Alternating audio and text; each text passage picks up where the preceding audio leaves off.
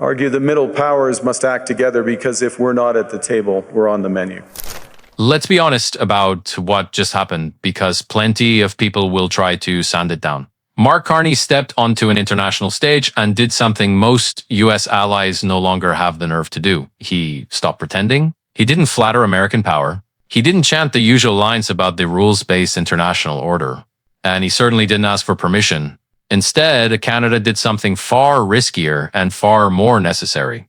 It told the truth. This speech was a declaration that Canada is done playing the obedient middle power, the polite junior partner that benefits from US dominance while quietly absorbing its contradictions, its pressure tactics, and its double standards. Carney's message was blunt. The old bargain is finished.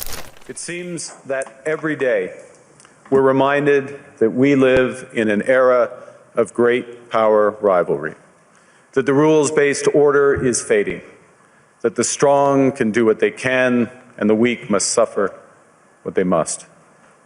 And this aphorism of Thucydides is presented as inevitable, as the natural logic of international relations reasserting itself. And faced with this logic, there is a strong tendency for countries to go along to get along, to accommodate, to avoid trouble, to hope that compliance will buy safety. Well, it won't. For decades, countries like Canada were sold a simple deal: accept American leadership, tolerate selective rule-breaking, look the other way when power overrode principle. And in return, you'd get stability and prosperity. That story held together as long as US power functioned like a public good. It doesn't anymore. And Carney said that part out loud when he invoked Václav Havel's idea of living within the lie. It wasn't literary flair, it was an accusation. The greengrocer hanging a slogan he doesn't believe isn't just a Cold War image. It's today's allies repeating phrases they no longer trust: free trade without coercion, rules without exemptions, integration without punishment. Canada was one of those grocers, and Carney owned it. That admission matters. It's a rebuke not just to Washington, but to every government still performing sovereignty while quietly accepting dependence. So when Carney said this bargain no longer works, he wasn't floating a policy tweak. He was marking a break in posture, not a transition, a rupture. For decades, countries like Canada prospered under what we called the rules-based international order. We joined its institutions, we praised its principles, we benefited from its predictability. And because of that, we could pursue values-based foreign policies under its protection. We knew the story of the international rules-based order was partially false, that the strongest would exempt themselves when convenient, that trade rules were enforced asymmetrically. And we knew that international law applied with varying rigor depending on the identity of the accused or the victim. This fiction was useful, and American hegemony in particular helped provide public goods, open sea lanes, a stable financial system, collective security, and support for frameworks for resolving disputes. So we placed the sign in the window. We participated in the rituals, and we largely avoided calling out the gaps between rhetoric and reality.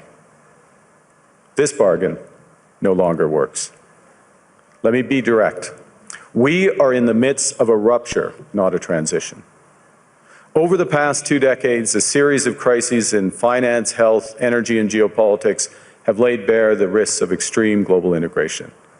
But more recently, great powers have begun using economic integration as weapons. Tariffs as leverage, financial infrastructure as coercion, supply chains as vulnerabilities to be exploited.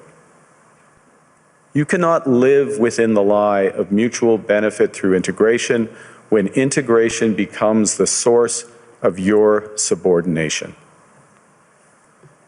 Here's the part US policymakers should pay attention to. Carney didn't describe American behavior as a temporary deviation. He described it as structural. Integration as leverage, tariffs as punishment, finance and supply chains as tools of pressure. That's not the language of alliance management. That's the language of emancipation. Canada is saying what many countries whisper behind closed doors. Dependence has become a liability, and the hegemon is now a source of risk, not reassurance. The multilateral institutions on which the middle powers have relied the WTO, the UN, the COP. The architecture, the very architecture of collective problem solving are under threat.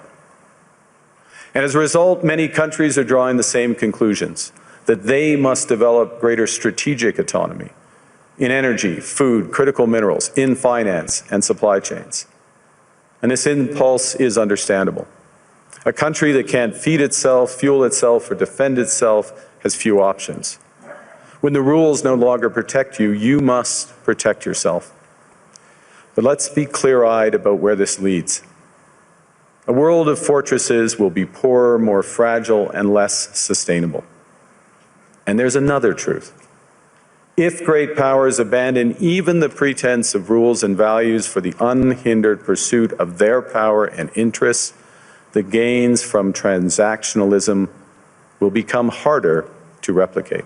This wasn't a speech about retreating from the world. It was about refusal. Refusal to accept a system where middle powers compete for favor like clients. Refusal to accept that sovereignty means choosing which great power gets to lean on you. Refusal to accept the fantasy that compliance buys safety. And then Carney did something that made the message stick. He backed it up. Not with symbolism, not with virtue signaling, with power. $1 trillion into energy, II, and critical minerals. Defense spending doubled. Domestic industries strengthened. Internal trade barriers torn down. That's Canada saying plainly we're not outsourcing our security or our economy to American moods, election cycles, or trade threats. And abroad, the shift is just as clear. No more one-axis foreign policy. Canada is building redundancy, deeper ties with Europe, Asia, and the global south. Strategic partnerships across continents. Flexible coalitions that change by issue, not ideology. That's not hedging. That's insurance. Hegemons cannot continually monetize their relationships. Allies will diversify to hedge against uncertainty. They'll buy insurance, increase options in order to rebuild sovereignty. Sovereignty that was once grounded in rules but will increasingly be anchored in the ability to withstand pressure. This room knows this is classic risk management. Risk management comes at a price. But that cost of strategic autonomy, of sovereignty, can also be shared. Collective investments in resilience are cheaper than everyone building their own fortresses. Shared standards reduce fragmentations. Complementarities are positive sum. And the question for middle powers like Canada is not whether to adapt to the new reality. We must. The question is whether we adapt by simply building higher walls or whether we can do something more ambitious. Then came the line that cut through all of it. If we're not at the table, we're on the menu. That isn't polite diplomacy. It's a warning to middle powers who still think agreeableness is a strategy, and to great powers who assume compliance lasts forever. Carney's message to Washington couldn't be clearer. Canada will not compete to be the most accommodating ally. That race doesn't lead to sovereignty. It leads to submission. And when he said we are taking the sign out of the window, he meant it literally. On plurilateral trade, we're championing efforts to build a bridge between the Trans-Pacific Partnership and the European Union, which would create a new trading bloc of 1.5 billion people. On critical minerals, we're forming buyers' clubs anchored in the G7 so that the world can diversify away from concentrated supply. And on AI, we're cooperating with like-minded democracies to ensure that we won't ultimately be forced to choose between hegemons and hyperscalers. This is not naive multilateralism, nor is it relying on their institutions. It's building coalitions that work, issues by issue, with partners who share enough common ground to act together.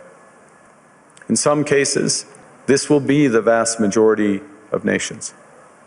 What it's doing is creating a dense web of connections across trade, investment, culture, on which we can draw for future challenges and opportunities. Argue the middle powers must act together because if we're not at the table, we're on the menu. Canada is done pretending the old order still protects it. Done pretending rules are applied evenly. Done pretending nostalgia can substitute for strategy. This speech draws a line. On one side are countries clinging to American dominance because they're afraid of what comes next. On the other are countries willing to build something tougher, messier, and more honest. Canada just picked its side, not against the United States, but against dependence on it, and that distinction matters. What Carney is offering isn't chaos. It's an alternative. Middle powers acting together, sharing resilience, pooling strength instead of surrendering it one relationship at a time. This isn't the end of the American era, but it is the end of pretending that ERA is benevolent by default. Canada has what the world wants. We are an energy superpower. We hold vast reserves of critical minerals. We have the most educated population in the world. Our pension funds are amongst the world's largest and most sophisticated investors. In other words, we have capital, talent. We also have a government with immense fiscal capacity to act decisively. And we have the values to which many others aspire. Canada is a pluralistic society that works. Our public square is loud, diverse, and free. Canadians remain committed to sustainability. We are a stable and reliable partner in a world that is anything but. A partner that builds and values relationships for the long term. And we have something else. We have a recognition of what's happening and a determination to act accordingly. We understand that this rupture calls for more than adaptation. It calls for honesty about the world as it is. We are taking the sign out of the window. We know the old order is not coming back. We shouldn't mourn it. Nostalgia is not a strategy. But we believe that from the fracture, we can build something bigger, better, stronger, more just. This is the task of the middle powers. The countries that have the most to lose from a world of fortresses and the most to gain from genuine cooperation. Canada is done living within the lie. And for the first time in a long while, a U.S. ally didn't whisper that truth. It said it out loud. The powerful have their power. But we have something too. The capacity to stop pretending, to name reality, to build our strength at home, and to act together. That is Canada's path. We choose it openly and confidently, and it is a path wide open to any country willing to take it with us. Thank you very much.